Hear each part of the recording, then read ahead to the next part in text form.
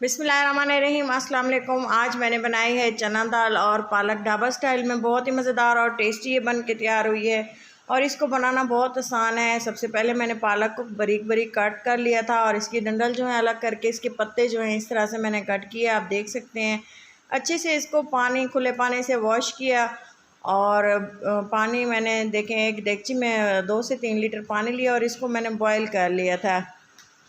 और ये देखें इसको अच्छे से हमने मिक्स करके डाल दिया है एक पतीली में। और थोड़ी सी ये देखें हरी मिर्चें भी साथ में इसमें कट करके डाली हैं और ये बहुत ही ज़्यादा स्पाइसी हैं। अगर आप इसको इसमें इसी तरह से ऐड करेंगे ना तो इससे जो है हरी मिर्च का जायका और फ्लेवर इसमें निकलेगा और जिससे पालक का जायका ज़बरदस्त बनेगा। बॉयल होने देंगे आधे घंटे के लिए।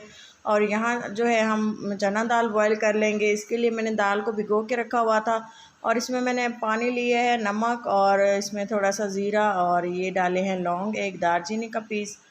दाल देखें तकरीबन सोख की हुई थी काफ़ी घंटों से, तो ये मैंने इस तरह से इसको डाल दिया है। बॉयल होंगे और ये अच्छे से सॉफ़्ट हो जाएगी। सॉफ़्ट होने तक, गलने तक इसको पका लेंगे। आम से है सिंपल तरीके से दोनों चीज़ें बॉयल हो रही हैं और अच्छे से जब ये गल जाएंगी ना तो आप देखिएगा कि हमने इसको दोनों चीज़ों को अलग अलग इस तरह से रख दिया है।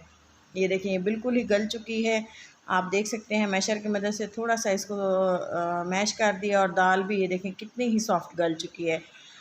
इस तरह से हमने इसको रख दिया और मैंने इसके लिए हैं प्याज बारीक कटे हुए और यह है टमाटर, हरी मिर्चें और थोड़ा सा हरा धनिया। चलें जी इसको पकाना स्टार्ट करते हैं। इसके लिए मैंने ऑयल लिया है तकरीबन 1 कप और ये देखें इसको हम थोड़ा सा गर्म होने देंगे और इसमें मैं डाल दूंगी प्याज को। इस तरह से फ्राई करेंगे कि इसका थोड़ा सा कलर जो है गोल्डन हो जाए और अच्छी सी खुशबू आने लग जाए, क्योंकि अगर प्याज अच्छे से गले हुए नहीं होंगे ना तो इसका कच्चा सा फ्लेवर जो है सालन में लास्ट तक रहता है, जो कि अच्छा नहीं लगता। इस तरह से ब्राउन कर लेना है प्याज को।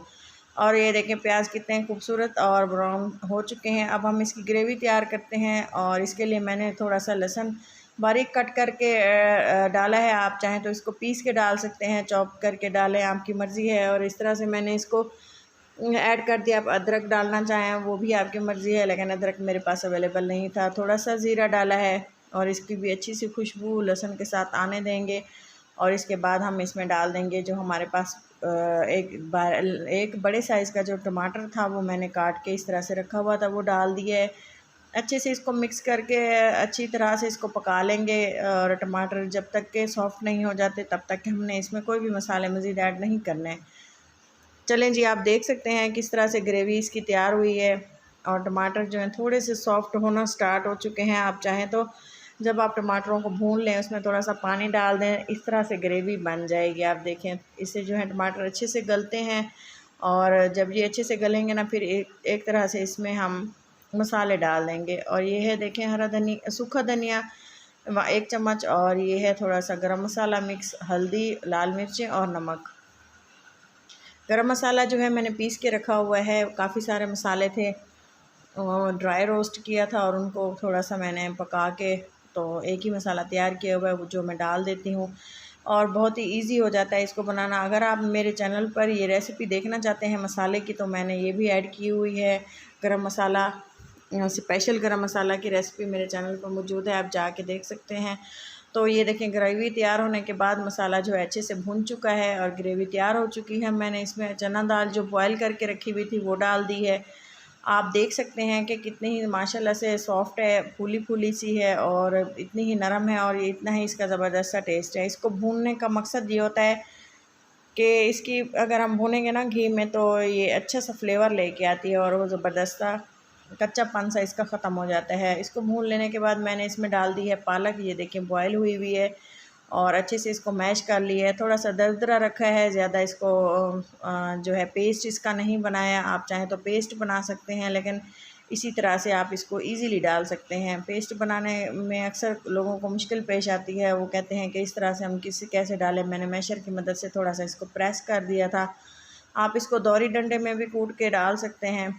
और ये देखें इस तरह से मैंने थोड़ा सा इसको मिक्स करती रही थी और इसमें मज़ीद मैंने थोड़ा सा पानी भी नहीं डाला, जो पानी इसमें मौजूद था उसी में ये पकी है। अगर आप थोड़ा सा पानी डाल के इसको थोड़ी देर पकाएं मज़ीद तो आपकी मर्ज़ी है, लेकिन ऑलरेडी ये पहले से कुक थी सारी चीज़ें, तो मैंने इसमें थोड़ा सा भी पानी नहीं डाला, जो पालक में पानी था और जो दाल में था वही इसमें ऐड कर दिया है और इसको पकाया है हल्की आंच पे तकरीबन 10 से 12 मिनट के लिए। और इससे जब मैंने देखा कि अच्छी सी खुशबू आना स्टार्ट हो गई है और ऐसा फ़ील हुआ कि अब जो है हमारी पालक और चना दाल तैयार हो चुकी है, तो मैंने इसको ये देखें इस तरह से फ्लेम को बिल्कुल लो कर दिया था और अच्छे से मिक्स करके मैंने इसमें थोड़ा सा मेरे पास था हरा धनिया और 2 से 4 थी मेरे पास हरी मिर्चें।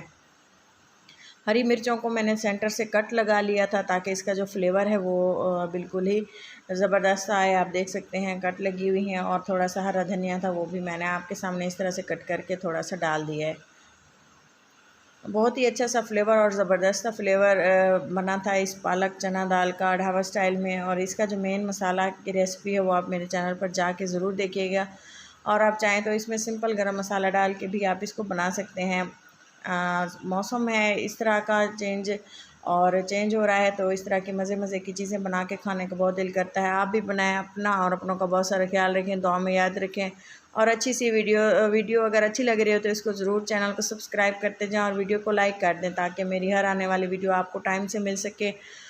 और ये देखें, आप बताएं कि फ़ीडबैक दें कि मेरी ये रेसिपीज़ आपको कैसी लगती हैं, डिश आउट करते हैं। ये देखें जी, मज़ेदार सी आप इसको नान के साथ, ख़मीरी रोटी के साथ और घर वाली रोटी के साथ, तंदूर की रोटी के साथ इसको खा सकते हैं। बहुत ही फ्लेवरफुल इसका टेस्ट है और जिस तरह से देखने में मज़ेदार है और इसी तरह से खाने में भी ये बहुत ही यम्मी थी।